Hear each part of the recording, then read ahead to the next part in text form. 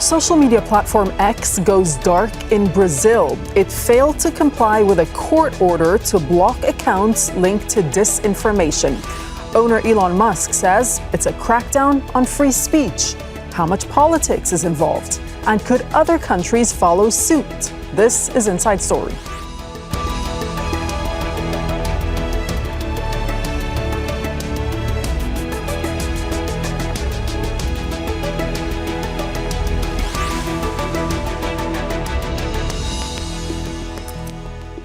Hello and welcome to the program. I'm Dareen Abughaida. Social media giant X has been banned in Brazil. It's the latest development in a months-long dispute between a Supreme Court judge and tech billionaire Elon Musk over censorship and disinformation. Brazil isn't the first country to restrict access to the platform. The ban is reigniting a debate about the role social media plays in politics, freedom of speech, and the spread of misinformation. How should social media giants be regulated? And is censorship being used as a political tool? We'll explore these issues and more with our guests in a moment. But first, this report by Katia Lopez-Horeyan. Like many students, 18-year-old Ana gets her news from social media. Now that X is banned in Brazil, she's looking for other platforms. People my age aren't really in the habit of watching TV news or reading the news, and Twitter or X was a way to get news from around the world. So I've lost touch a little with what's happening globally. Liberdade de expressão não é liberdade de agressão. Supreme Court Judge Alexandre de Moraes says ex-owner Elon Musk failed to comply with an order to suspend accounts linked to spreading disinformation. And know the truth, even if the truth is unpopular. Musk called him an evil dictator and accused him of trying to silence dissent and conservative views. The billionaire investor has aligned himself with right-wing figures like Brazil's former president Jair Bolsonaro and Donald Trump. The current president, Luiz Inácio Lula da Silva, welcomed the ruling, saying Musk is out of line. Having a lot of money doesn't allow you to disrespect the Supreme Court. Elon Musk's an American citizen. He's not a citizen of the world. He can't offend presidents, congressmen, the Senate, or the Supreme Court. Who does he think he is? Musk is repeatedly lauded in conservative and right-wing circles as a hero of free speech. And the role X, formerly known as Twitter, plays in politics globally is significant. The platform has been banned in Pakistan since elections in February, with the government citing threats to national security as a reason. In Venezuela, Nicolás Maduro shut it down when nationwide demonstrations broke out in response to his contested election victory. Russia also banned the app after it invaded Ukraine in 2022. And temporary or permanent restrictions have been imposed in several countries, including China, Iran, and Egypt. Brazilians have lost access to the platform and can face hefty fines if they're caught using an encrypted connection. When Musk closes his office saying he won't comply with court rulings, the judiciary reacts. It's not against Elon Musk. It's against any company, especially the big techs, which sometimes feel very comfortable disrespecting court rulings. Brazil's ban of the popular social media site highlights the role it and other platforms play in freedom of speech, misinformation, and politics. Katia Lopez-Horeyan, Al Jazeera, for Inside Story.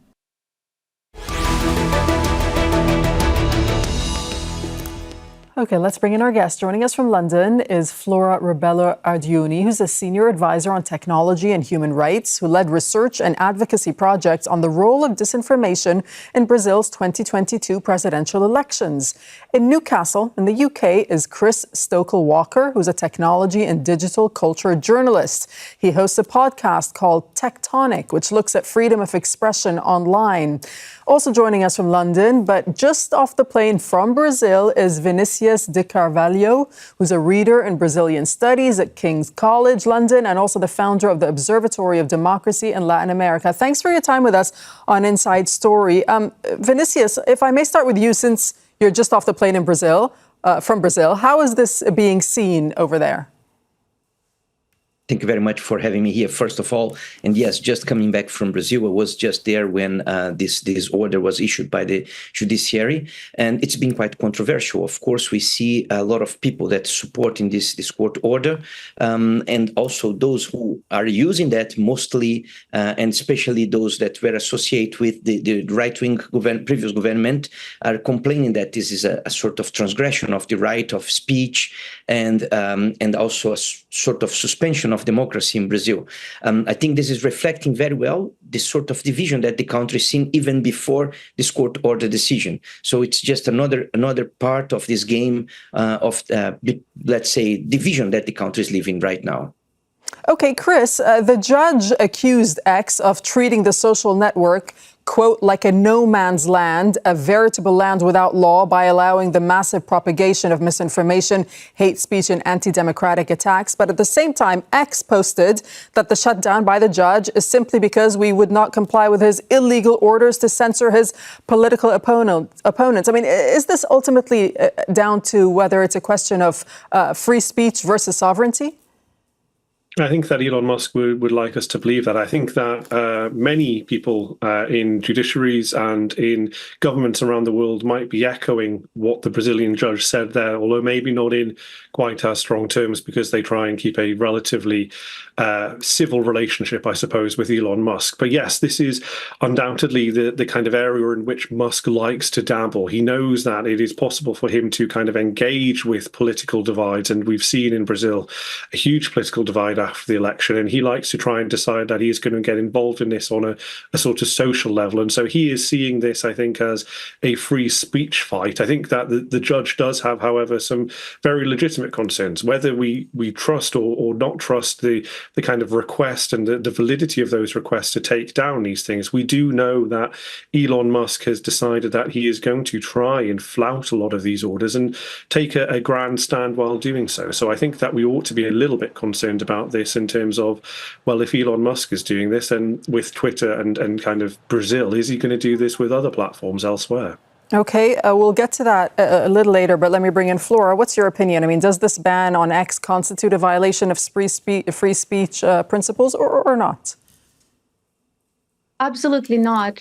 Brazil is a sovereign country, and Musk is sitting in this virtual ivory tower where he claims that he is entitled to decide whether to respect or not a judicial measure from the Supreme Court of the country. So it's not a matter of free speech. Again, he's using this speech to make sure that he engages, friendly cohorts in Brazil and abroad to support his illegal actions. In Brazil, you can surely challenge legal decisions in court and using the judicial system to do so. It's entitled, is our right, but you have to go through the system. And right now, he's just simply deciding not to respect. What are you basing that on, Flora? So, unfortunately, Musk has been doing very public several documents that are confidential between the Supreme Court and X. And for months now, Musk has been publicly saying that he will simply not respect judicial measures coming from Moraes because he believes they are unconstitutional. And everybody is entitled, again, to challenge decisions. But then you have to go through the proper judiciary process to do so. And Musk is simply deciding to use its own platform, its own megaphone, to decide whether to comply or not with the laws of a sovereign country. And that's the problem. You should still, even if you don't agree with a decision, just use the judicial system around the country so you can then challenge legally those decisions that you think are unfair. Vinicius, I see you nodding to what Flora has to say. I mean, the final straw, we should mention, before X's banning and blocking in Brazil came on Thursday when Musk ignored a deadline that was put forward by the judiciary to name a new legal representative for the country. I mean, from the moment that X violated that law by not naming a representative, wasn't it expected that they would be held accountable for this?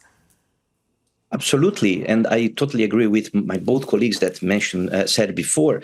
I think that what we have here is just a violation of a Brazilian legal system and decisions of the judiciary. And there are ways that they can go against this decision, but it must observe the legal terms here. Elon Musk is not a representative elected by the Brazilian population to act in the parliament or in the judiciary to say what is or not constitutional in the country. Another important aspect here that many people, and Musk indeed as well, was saying that Moraes was acting monocratically in these decisions. But to support his decision next week, I think Monday already, the Supreme Court will join together to vote the Moraes decision, and everything points out that they will support it. Even considering that a hard decision, it will be voted by the entire ensemble of judges, the 12 judges of the Supreme Court. That means that we are getting here again a violation of Brazilian sovereignty in some terms, when someone decided just because holds a company that makes a lot of money to violate these laws and decisions of justice in Brazil. And the second point, it's important to say that these sort of debates and controversies are quite good for X. They live a lot also based on that, more fuel for debates and discussions that will give more visibility to the platform and to Musk as well. Okay, Chris, I see you're agreeing with what Vinicius has to say in terms of the visibility when it comes to X, but how significant is this decision for the company itself? Because as we know, Brazil is one of the biggest markets for X, and there's a statistic, market research group eMarketer says some 40 million Brazilians, that's roughly 1/5 of the population, access X at least once a month. Yeah, and if we contextualize that further, eMarketer's data is sometimes a little bit shaky, sometimes overstates things a little bit based on different measurements, and so it's not like for like. But X's user base is probably also around about 1/5 of that is Brazilian, maybe a little bit less, maybe a little bit more, depending on how you count. But this would be a significant blow in terms of the number of users that it loses. But it is, frankly, playing into Elon Musk's hands, I suppose, that this is banned. And it comes back to what Flora said and also what Vinicius has said in terms of this is Musk's MO. He likes to pick fights with people and try and test their mettle and decide whether or not he is bigger and more powerful than elected governments, elected judges, those who sit in power and have this kind of democratic right to say, these are the laws of our country, either you like them or lump them. And he's done this in the past with Australia. He's got into a fight with their e-safety commissioner, who's in charge of overseeing their online safety law over trying to take down videos of images of an attack at a church that were broadcast through X. The e-safety commissioner required those to be taken down. Musk and X basically took them to court. He's doing the same thing in Europe, in the global north, in terms of arguing with Thierry Breton, one of the commissioners of the European Union, over whether or not they are breaking rules here. And the EU has taken preliminary action to decide that X is in breach of one of the Digital Markets Act or the Digital Services Act in terms of not doing things by the book. So this is Musk realizing that he likes to be the center of attention, realizing that all publicity is good publicity when it comes to this sort of stuff, and thinking, well, I'm going to take a risk that actually these people won't follow through on their threats. It just turns out that increasingly we're seeing those sorts of judiciaries, those sorts of governments really are. Okay, Chris, hang on a second. I got to ask you this. I mean, you say that this is sort of Elon Musk's MO. But if you look at what happened back in 2009, the Obama administration at the time, insisting it's not meddling in Iran, confirmed it had asked Twitter, at the time it was called Twitter, to remain open to help anti-government protesters, which were taking place during 2009. Twitter had planned to temporarily shut down. The government intervened, asked them to stay online. I wonder to what extent X is sort of embedded or following the U.S. policy agenda, and this is simply not his own MO, as you call it.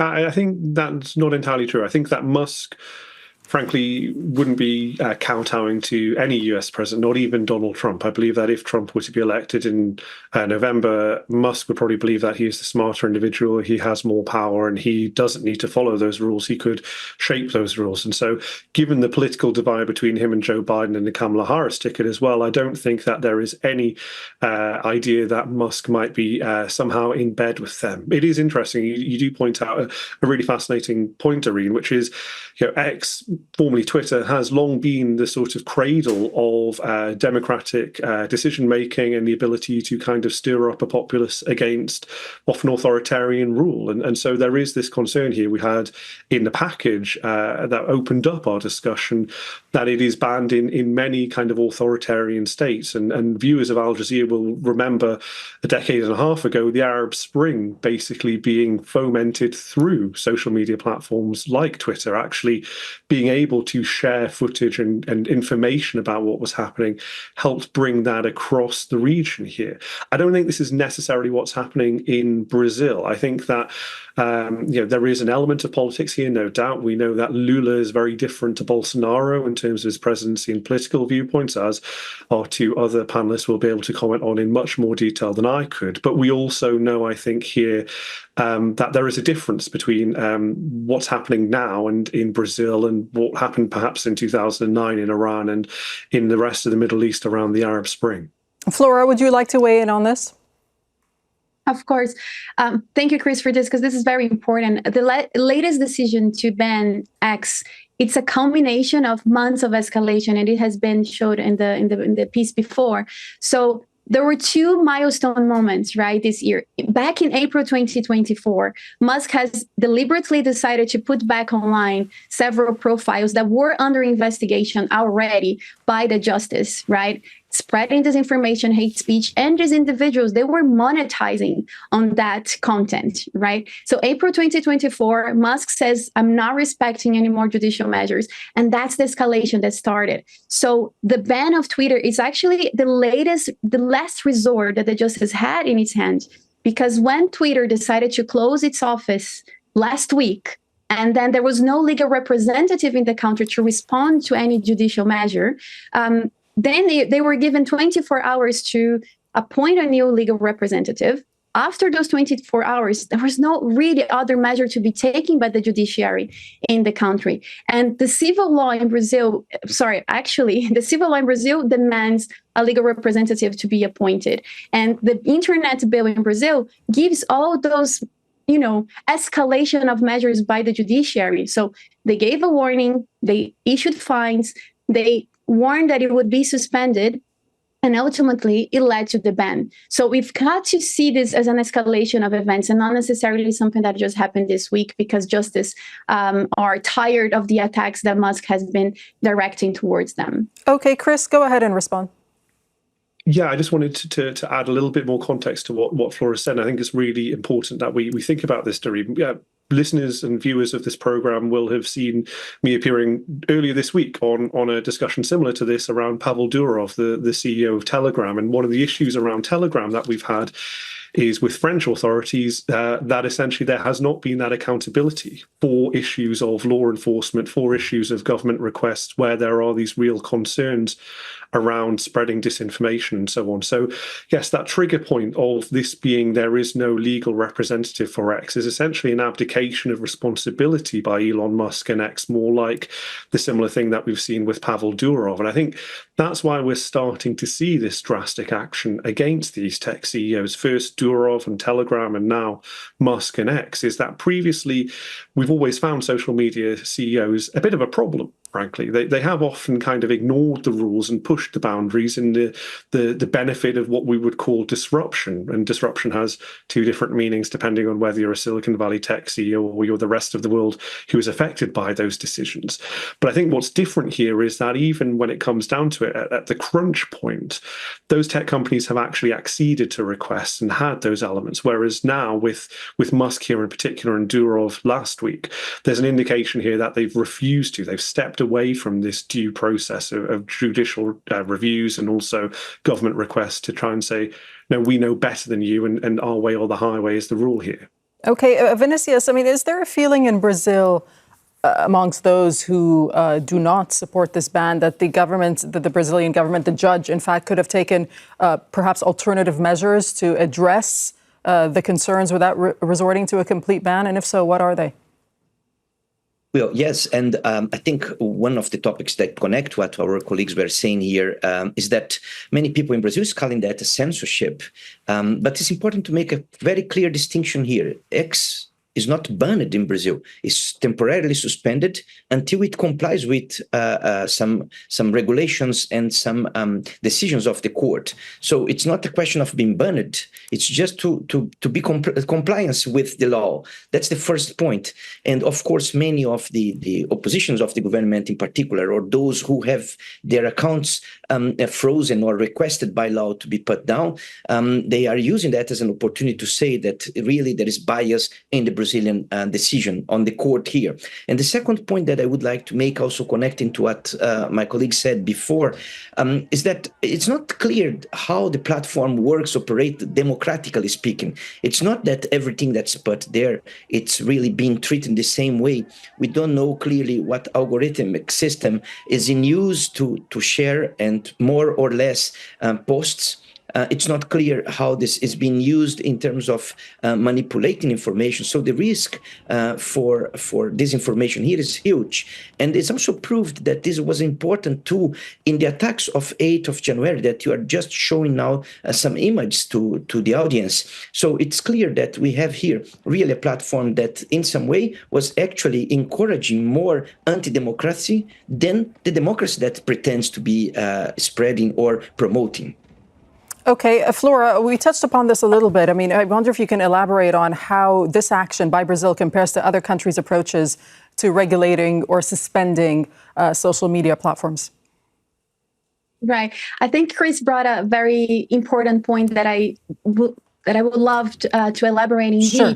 So we are seeing a trend indeed that authorities, because there aren't necessarily specific legislations to hold social media platforms accountable, they're having to rely on the existing laws, which is absolutely perfect, and that's the way it should be. But we also have to be aware that not necessarily the laws that we have in place in many countries, US is an example, Brazil is another example, necessarily attend the broad and vast different levels of operation of these platforms. And so if you look at Brazil, just last year, we were about to vote a legislation, a bill called the Fake News Bill in Brazil. Big tech platforms, although publicly they say that they want to be regulated and they would love to be regulated to have legal certainty, when attempts are to actually pass a legislation, they use their own platforms and their own forums to curb those attempts. So we are seeing X doing this now against the judicial measures. Last year, we saw Meta and Google using its own platforms to convince the population that a bill wasn't necessary and that bill would just curb on freedom of speech. So there is different levels of how these platforms try to shape the narratives around legislations being put in place to hold them accountable. We mentioned briefly about Europe. Europe it is a model now. It is a blueprint for other countries to follow suit in terms of how to regulate social media platforms. And we saw France that Chris mentioned before, and that's also important to realize. US banned TikTok. So we are seeing different levels of accountability towards these platforms that are necessary because we as society, as democracies, we need to catch up to these technological advancements. Chris, do these measures, though, go far enough? Or are we just at this point seeing kind of a toughening up by governments around the world towards these social media platforms who are saying, look, if you're going to overstep, then we're going to have to step in and do something about it. But is it enough? I think that putting the fear of God into tech CEOs by arresting, admittedly, a relatively small one last week, and now standing up to a rather bigger one and saying, well, we're going to cut off one of your biggest markets is better than we've done before. I'm not going to say that it is perfect, but I think that previously, the long history of the internet and social media in particular is one of about 25 years of inaction and trusting that big tech executives will make their own rules and that sunlight is the best disinfectant and that we can trust them to step in when it's needed. And because of that, we had January the 6th in the United States. We've had January the 8th in Brazil, which we've shown footage of, and which Vinicius was talking so eloquently about the impact of there, about these anti-democratic measures that happen. And we have also this huge confusion. And we can't escape the fact that politics is always tied up in this. And the Brazil case is a perfect example of this. Vinicius talked about how this is essentially right-wing voices trying to get back a little bit at left-wing voices, claiming censorship, when in fact actually Twitter's own research, admittedly before Elon Musk took over, although I don't think many impartial observers would say that Elon Musk has taken X, as he's rebranded it, in anything like a left-wing direction. In fact, probably the opposite. But back then, Twitter did exhibit a right-wing bias in terms of the accounts that it amplified through its algorithm. And that was Twitter's own research, realizing that is the issue. So there is this really interesting element of both the people who recognize that there does need to be an element of bringing these executives back to heel, are often those who are the most divided in terms of how this should be done, because we are both simultaneously living in the consequences of unchecked social media regulation and also trying to wrestle with it while having that political divide that has been caused by it. Vinicius, go ahead. I see you nodding. And also, do you think that there are any lessons from the situation that other countries might learn from regarding the balance between regulation and free expression? Yes, absolutely. I think even if it looks hard, I think it's a good decision, and a decision that will change parameters from now on how big techs and X or other social media companies will operate in some countries, thinking that they can just go over regulations of those countries. I think it's a good parameter also to show us how important is what Flora said, to discuss more clearly the regulations and norms for operations of those companies in different countries. Countries have different rules and laws, and they need to be observed. There is no company that is over and above all laws in the world.